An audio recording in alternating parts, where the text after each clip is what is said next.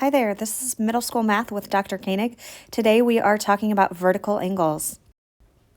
If you haven't already checked out these other two videos of mine, I've got two videos that kind of lead you into the conversation for today.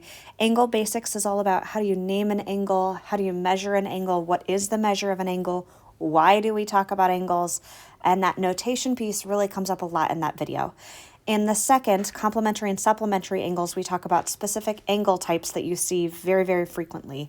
And again, both of these are a great lead into today's conversation. So if you're not familiar, you should start there. Otherwise, we're going to go ahead and jump right in. Now here's an image that comes up a lot when it comes to vertical angles, and the idea here is to find all the missing angles. Now, what we've studied thus far is linear pairs, supplementary angles, complementary angles, etc. And we call these two angles right here a linear pair because they form a line. We know that because these two angles form a line, their measures will have a sum of 180 degrees. So we can find the measure of angle ZWT by subtracting 35, the angle we already know, from 180, which gives us 145 degrees for ZWT. Now we can follow a similar process for these two angles. Because again, they form a linear pair, they form a line, that means their measures have a sum of 180 degrees. If I subtract 145 from 180, I end up with 35 degrees again. So that tells me that angle ZWV is 35 degrees. Now, mathematicians are all about looking for patterns, and hopefully you're seeing a very clear pattern here. We started with 35 degrees, then we got to 145 degrees, then 35 degrees again. And following that same pattern, we can make an estimated guess that VWU has a measure of 145 degrees, and that is a true fact about that angle measure.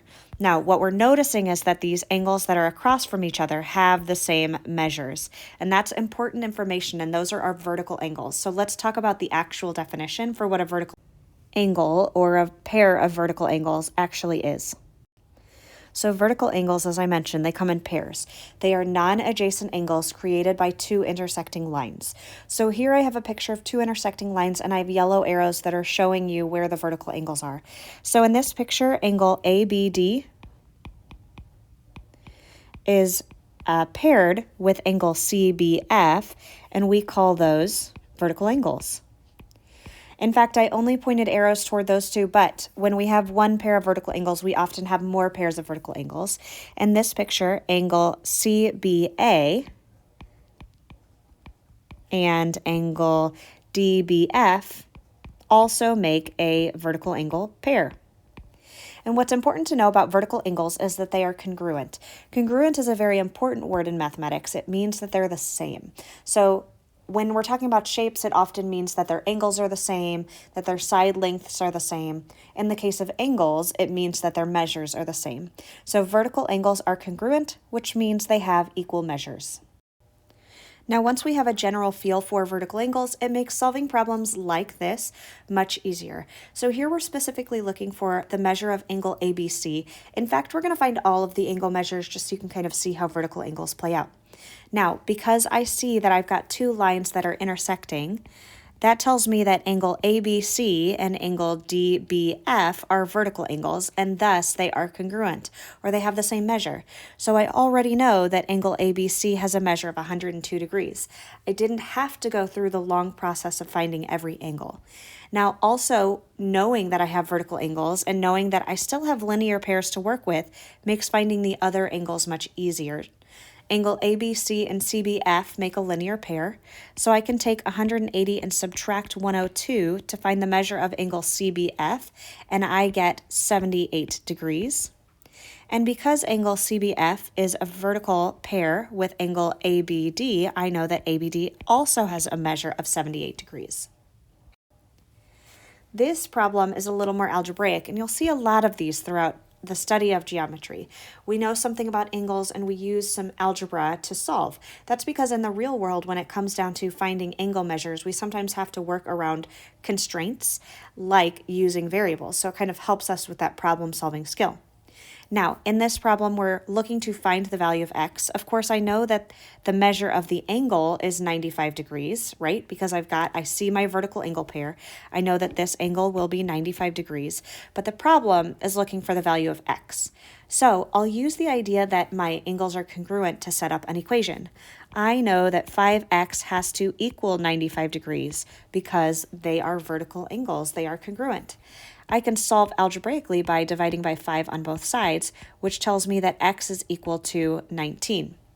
Now remember, anytime you're solving something like this, you can always go back in and check your work. In this case, I would go back in to the 5x, and I would plug in, instead of x, 19. And I would solve 5 times 19. I know that 5 times 10 is 50. And I know that 5 times 9 is 45, so 5 times 19 gives me a total of 95 degrees, meaning I've done it correctly.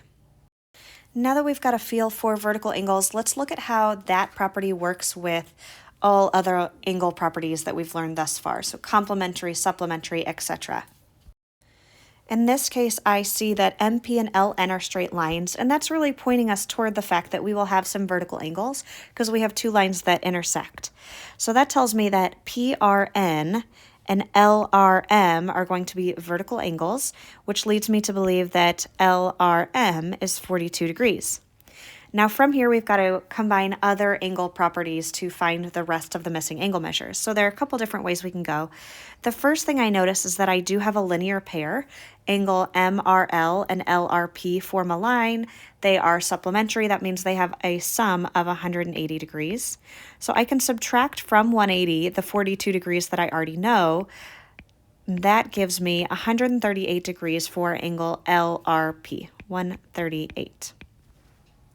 Now on the other side of this image, I see that I have kind of a combination of angles. They still form a line. They will still have a sum of 180 degrees. However, I'm working with 3 angles instead of 2, so I wouldn't really call it a linear pair this time. In order to find the missing piece, I can add the 2 angles that I have, which gives me 82, and then subtract that again from 180. That leaves me with 98 degrees, which is the measure of this last remaining angle. Here is one last problem. Again, we're really combining all the things we've learned up until this point to find all the missing angle measures. Again, we're told that we've got 2 straight lines, and we're looking for all of the missing angle measures. Because I see that I've got straight lines, that means I've got some vertical angles. So I see that angle BDC will have to have a measure of 18 degrees. I'm also noticing that I've got this little box over here, and that's pointing me towards a right angle. So ADE is a right angle, which means that ADF and FDE are complementary angles, and they have a sum of 90 degrees. If I take away 18 degrees from 90 degrees, I get 72 degrees, which is the measure of angle ADF, 72 degrees. Now from here, I've got 2 more missing pieces. I have a linear pair that I'm working with, so I can subtract 18 degrees from 180, leading me to 162 degrees for angle CDE, 162. And I'll do something very, very similar for the last angle along the top. All 3 of these pieces form a line, therefore they all equal 180. I know that ADE is a right angle, so I'm really taking 180 degrees and subtracting 90 degrees. That's the sum of my right angle, this guy right here. Once I subtract, I see that the left side of that image also is a 90-degree angle, so angle ADB is 90 degrees. So this should give you kind of a jumping off point for solving a lot of angle questions. And the idea here presented is that we've got vertical angles when 2 lines intersect, and that those vertical angles are congruent, which means they have the same measure. Once you know that information, you can use that in tandem with the fact that complementary angles have a sum of 90, supplementary angles have a sum of 180, and that if I have a lot of angles that kind of form like a circle almost, that go all the way around, I'll have a sum of 360 degrees. And between those 4 properties, you can actually solve a lot of problems related to angles. And angle questions kind of pop up everywhere, so this should hopefully give you a foundation for that. So that is the last of the information I have for you today. I hope you have a great day. Thanks for being here, and I'll see you next time.